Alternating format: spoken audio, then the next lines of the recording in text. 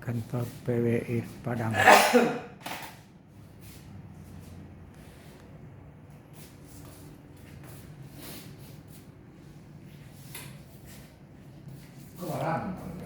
PWI Padang, kami mengambil cerita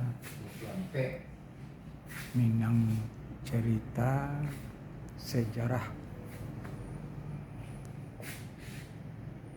Lubuk Basuang yang sekarang menjadi ibu kota Kabupaten Agam.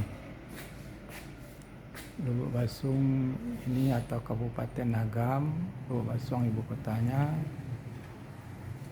lambang pasarnya atau lambang pasar atau kotanya yaitu harimau. Kalau kita dari Padang menuju Bukit Tinggi, di Bataga ada lambang harimau, berarti kita masukkan harimau, bukan masukkan harimau ya, di pasarnya, daerahnya itu harimau. Kalau di Lubuk Basuang ibu kota Kabupaten Agam, sebelum masuk tikus Gagasan itu ada gerbang Anda memasuki Kabupaten Agam, itu tertulis nampak lambang harimau di atas pintu gerbangnya. Ini pasar Lubuk Basuang, pasar baru Lubuk Basuang, nampak lambang harimau. Ini lambang harimau. Berapa ekor harimau menjaga pasar ini katanya. Dan juga ini Haji Marjali. Haji Marjali ini pengurus PWRI Kota Padang dan juga Ketua PWRI Padang Selatan. Baiklah.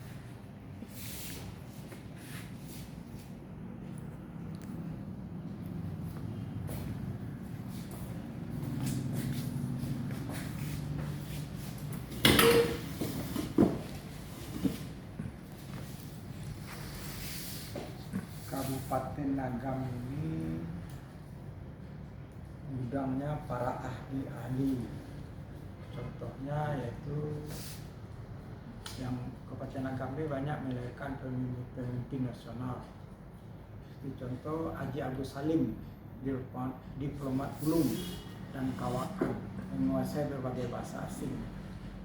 Dia orang Koto Gadang, Kabupaten Agam.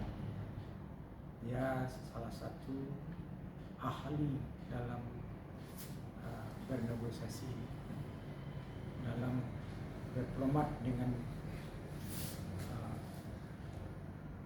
negara-negara lain. Masa zaman Soekarno dialah diutus untuk diplomat. Dan juga di Agam, di Kabupaten Agam, ada satu yang paling terkenal yaitu menjadi imam di masjid di Mekah, yaitu Al-Minangkabawi, menjadi imam masjid Mekah. Dia adalah ahli tasawuf dan ahli ilmu falak. Dia orang Kabupaten Agam, itu tepatnya di Angke-Angke, Kabupaten Agam. Dan juga ada Hamka di Tapian Danau Maninjau, yaitu tepatnya di Kabupaten Tapian Danau Maninjau, Kabupaten Agam, di Sigiran. Dan juga ahli-ahli agama yaitu Inyak Canduang, pendiri pondok pesantren. Ada juga lagi ada Inyak Kototuo. Dan juga ada di Kota Padang itu bernama Gedung Rangkai Wasa. Rangkai Wasa itu adalah orang Agam, orang Kabupaten Agam, yaitu tepatnya orang Maninjau. Kalau orang Agam ini ada pepatah mengatakan airnya kaluah, ikannya liar. Jadi airnya keruh ini maksudnya airnya itu agak nggak bersih jernih, tapi ikannya liar, orangnya pintar-pintar. Jangan lupa pada menyukai konten saya ini, jangan lupa subscribe dan like. Nah, inilah cerita Lubuk Basung Kabupaten Agam. Lubuk Basung ini terdiri dari beberapa kecamatan. Dulu zaman dulunya menama Kecamatan Lubuk Basung. Sekarang sudah ada Kecamatan Lubuk Basung, Kecamatan Tigonagari, dan kecamatan lainnya. Itulah Lubuk Basung setelah menjadi Kabupaten Agam. Tapi walaupun begitu, Lubuk Basung itu kalau kita lihat perkembangannya jauh ketinggalan dari kota Bukit Tinggi. Baik, kita terus kepada cerita Lubuk Basung. Jangan lupa subscribe dan like ya. Selama pemerintahan Jepang belum sampai ke Lubuk Basung, Belanda telah lari dengan pegawai-pegawainya arah ke Tiku dan terus ke Padang. Maka terputuslah pemerintahan di Lubuk Basung sehingga menimbulkan kekacauan. Oleh sebab itu, dibentuklah di meninjau sebuah panitia sementara buat menjaga keamanan dinamai PKCM, yang artinya PKM ya, yang artinya penampungan keamanan Onderap Dele Maninjau. Jadi PKOM, kepanjangan penampungan keamanan Onderap Dele Maninjau, yang cabangnya ada di Lubuk Basung yang bernama PKOM, mengambil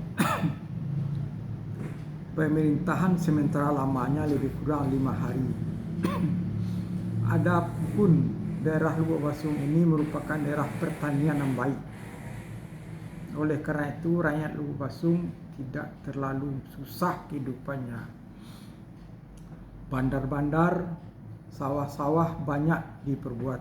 Begitupun jalan-jalan kampung banyak diperbarui dan masih banyak lagi yang akan dibangun di Lubuk Basung. Nyatanya sekarang ibu kota Kecamatan Agam tidak lama lagi, ibu kota Kabupaten Agam Lubuk Basung telah diresmikan, disahkan oleh pemerintah Indonesia, resmi pindah ke Lubuk Basung.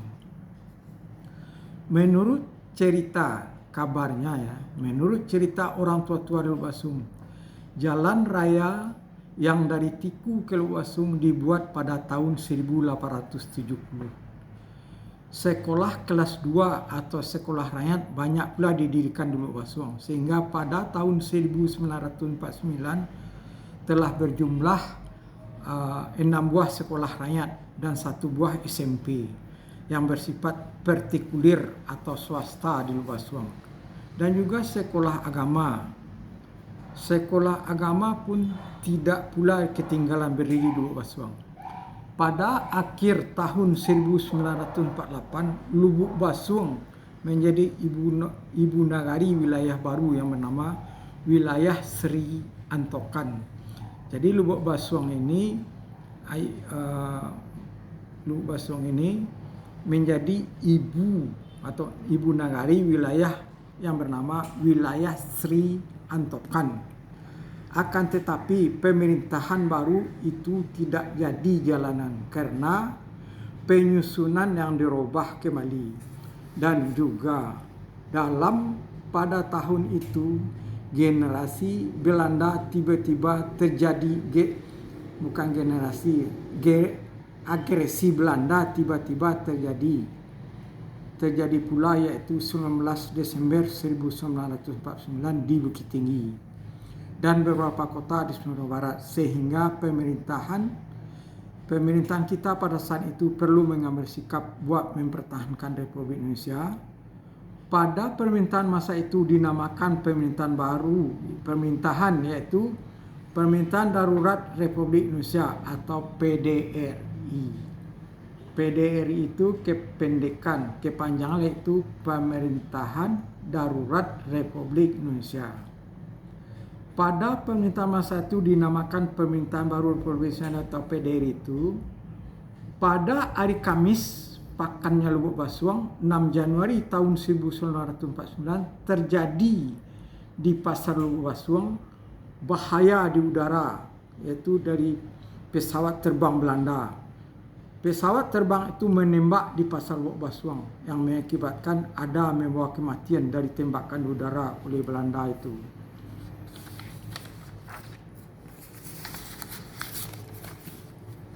Sebelum pemerintahan wilayah berjalan, maka nagari ini tetap menjadi ibu nagari Kecamatan Basuang dan Tiku. Sebelum tahun 1914, nagari ini menjadi ibu nagari dari distrik Lubuk Basuang dan Tiku. Sesudah itu menjadi ibu nagari Onder Distrik Lubuk Basuang yang diperintahi oleh sistem Damang yang kemudian disebut Demang Muda. Kalau bahasa Indonesia Demang, kalau bahasa Minangnya Damang, yaitu Damang Muda.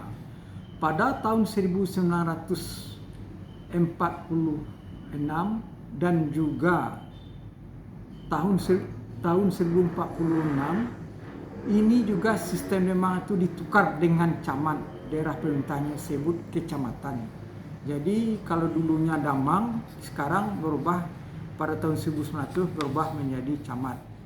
Itulah sejarah sedikit mengenai Lubuk Basuang. Oke, baik.